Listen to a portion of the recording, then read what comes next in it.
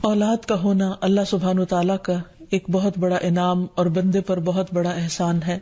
اسی لیے ہم دیکھتے ہیں کہ اولاد انسان کے لیے اگر نیک ہو تو راحت، رحمت، آرام اور چین اور آنکھوں کی ٹھنڈک کا ذریعہ ہوتی ہے. اگر کسی کی اولاد نہ ہو تو اس کے لیے بھی دعا سکھائی گئی ہے، اور وہ دعا ابراہیم علیہ السلام کی دعا ہے جس میں وہ کہتے ہیں رب ہب لی من الصالحین، اے میرے رب مجھے نیک اولاد عطا فرما، صالح لوگوں میں سے عطا فرما.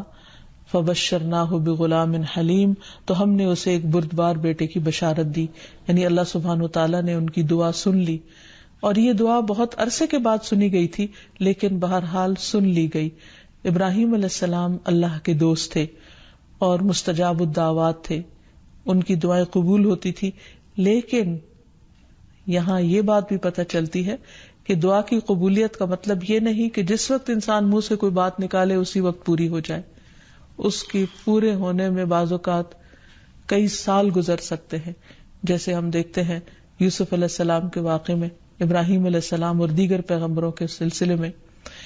اور پھر ہم اس بارے میں یہ بھی دیکھتے ہیں کہ جس طرح ابراہیم علیہ السلام کی دعائیں قبول ہوئی تو انہوں نے اپنے رب کا اس پر شکر بھی ادا کیا اور فرمایا الحمدللہ الذی وہب لی علی الکبر اسماعیل و اسحاق ان ربی لسمیع الدعاء، کہ اللہ کا شکر ہے جس نے مجھے بڑھاپے میں اسماعیل اور اسحاق جیسی اولاد دی، بلا شبہ میرا پروردگار دعائیں سننے والا ہے. اور حقیقت یہ ہے کہ اللہ تعالیٰ پیغمبروں کی بھی سنتا ہے اور پیغمبروں کے علاوہ باقی لوگوں کی بھی دعائیں سنتا ہے. اس لیے اولاد کی طرف سے کبھی بھی مایوس نہیں ہونا چاہیے، نہ ہونے کی شکل میں بھی اور ہونے کے بعد ان کی نیکی اور خیر اور بھلائی کے سلسلے میں بھی. اور اس میں ہم دیکھتے ہیں کہ زکریا علیہ السلام کی بھی اولاد نہیں تھی تو وہ بھی بڑھاپے تک مایوس نہیں ہوئے اور دعا مانگتے رہے. اور اس سلسلے میں آتا ہے کہ وہ جب دعا مانگتے تو کہتے رب ہب لی من لدنک ذریۃ طیبہ انک سمیع الدعاء، کہ اے میرے پروردگار تو مجھے اپنے پاس سے نیک اور پاکیزہ سیرت اولاد عطا فرما، تو ہی دعا کا سننے والا ہے.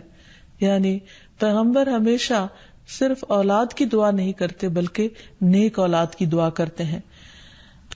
دعا ایسی چیز ہے جو انسان کی تقدیر کو بدل دیتی ہے. عام طور پر ہم اپنے خاندانی زندگی میں، گھریلو زندگی میں جب پریشان ہوتے ہیں تو ہم سمجھتے کہ شاید یہ مشکلات زندگی کا حصہ ہیں اور ان میں کبھی کوئی تبدیلی نہیں ہو سکتی. حالانکہ اللہ سبحانہ وتعالیٰ کے لیے کسی بھی چیز کو بدلنا کچھ بھی مشکل نہیں. بعض اوقات ہمیں شیطان یہ وسوسہ ڈالتا ہے کہ یہ چیز تمہاری تقدیر میں لکھ دی گئی تھی اس لیے اب اس سے کوئی نجات کا راستہ نہیں. حالانکہ حدیث میں واضح طور پر آتا ہے، رسول اللہ صلی اللہ علیہ وسلم نے فرمایا کوئی چیز تقدیر کو بدل نہیں سکتی سوائے دعا کے، اور کوئی چیز عمر میں اضافہ نہیں کرتی سوائے نیکی کے. یعنی اگر انسان دوسروں کے ساتھ خیر و بھلائی کرتا رہتا ہے تو یہ چیز اس کے عمر میں اضافے کا ذریعہ بنتی ہے.